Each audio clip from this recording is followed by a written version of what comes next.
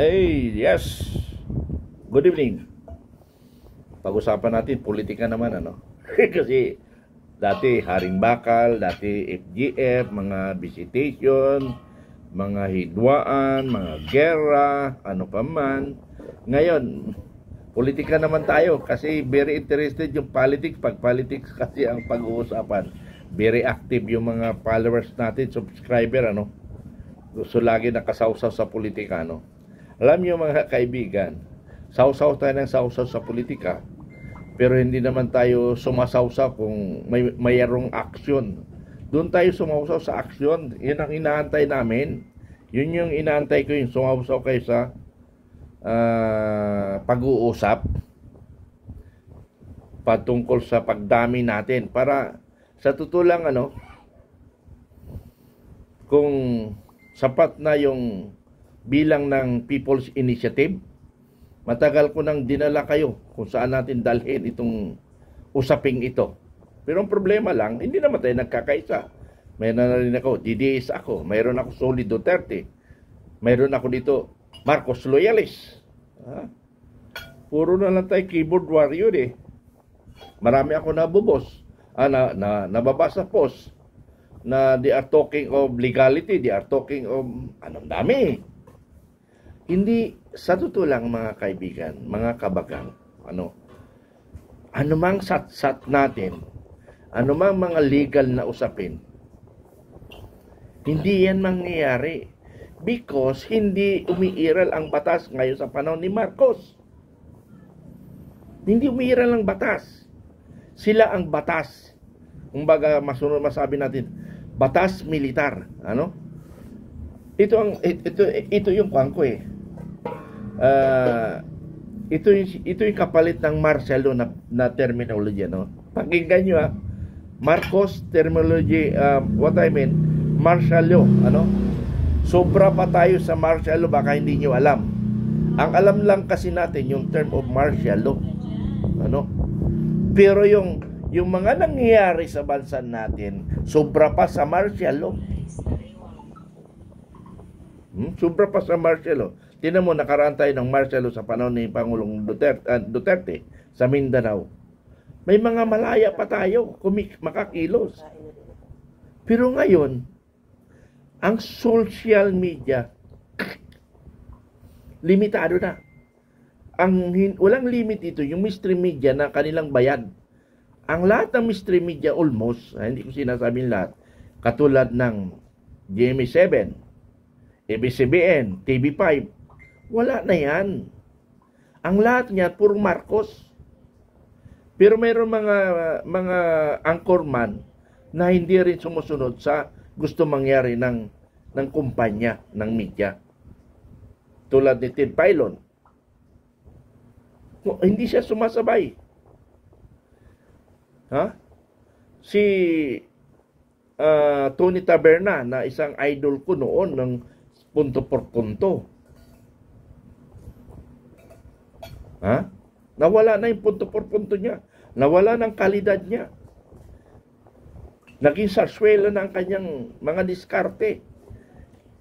Sala sa lamig, sala sa init na si Tony Taberna. Una, promote niyang Marcos. Sumunod, binira niya ang Marcos. Ngayon, pro-Marcos na. Yun? Nasuhulan? Nawala ng prinsipyo. Kaya ngayon, punto por punto niya, mga kaibigan, ako ang pumalit. Pinalitan ko, ako ang gumamit ng por punto. Pero ang pinalit ko, makabayan. Nawala Puro bayad Kaya kayo mga mystery media, puro kayo hanap buhay. Hanap buhay, hindi makabayan. Kung hindi makabayad kayo mga karamihan ngayon ng mga anchorman, mga mainstream media, mga Vatican media, puro kayo puro kayo ang ewan ko sa inyo. Pakinggan na lang natin ito. Using the same. Magandang araw mga kaibigan. Bigyan natin ngayon ng reaction opinion itong post ni Teo Moreno. Demolition job laban sa mag-amang Marcoleta. There is an ongoing demolition job targeting Senator Rodante Marcoleta and his son, Congressman Paulo of Sagip Party List.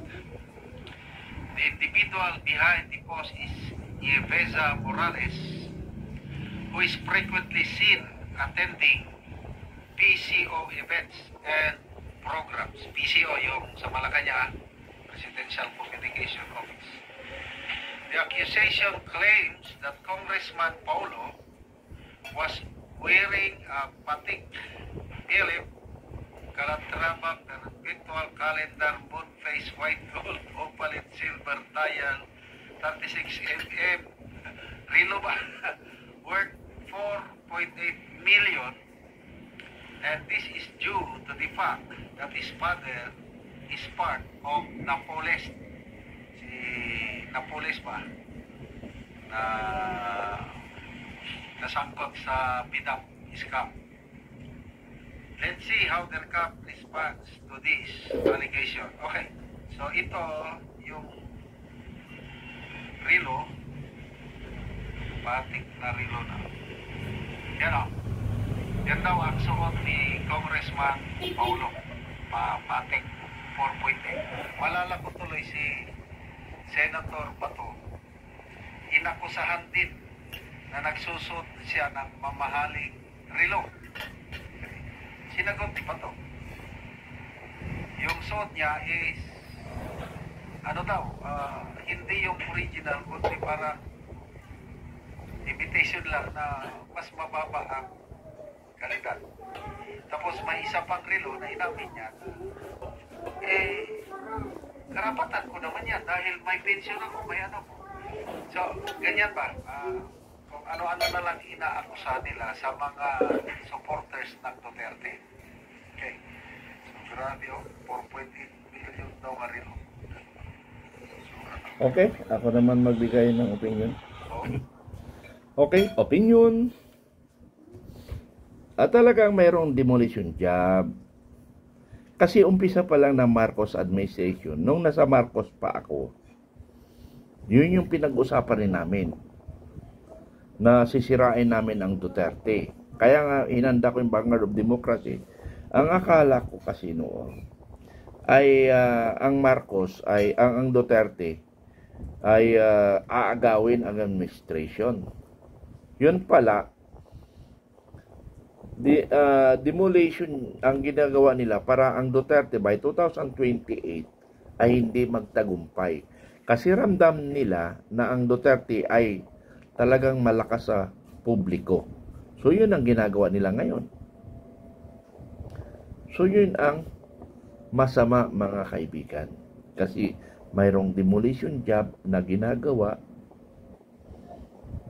ng Malacanang, umpisa pa lang. Ang lahat ng makakalaban nila sa politika, sisirain nila. Ano? Kahit na mga walang kabagay-bagay na usapin, pinapalaki nila. Katulad yung 125 million.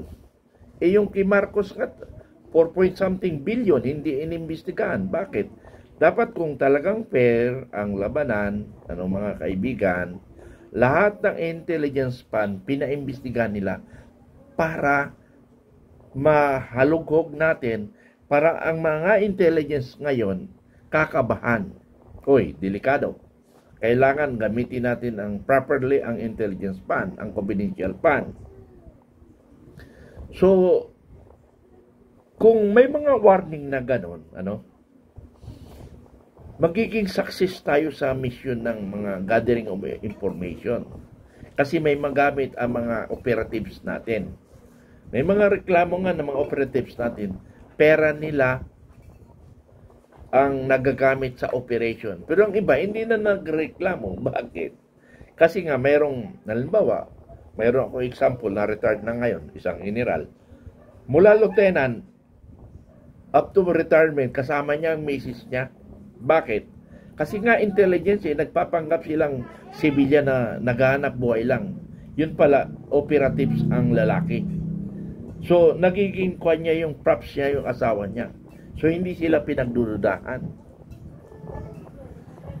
Almost nag-retire siya na intelligence, hindi siya na-monitor na intelligence siya. Kasi nga, kasama niya ang pamilya sa lakad niya lahat. Ganon. So, ganon ang intelligence. Madaling ubusin ang pera sa intelligence sa tutulang. For example, kung ang sinusubaybayan natin si Atong Ang, saan ba pumapasok si Atong Ang? Pag pumapasok sa mga gathering si Atong Ang, puro dapat milyon ang nasa bulsa mo. Halimbawa, pumasok siya sa casino na ang pinakamababa doon sa casino pag pumasok ka, kailangan mo ng 200,000.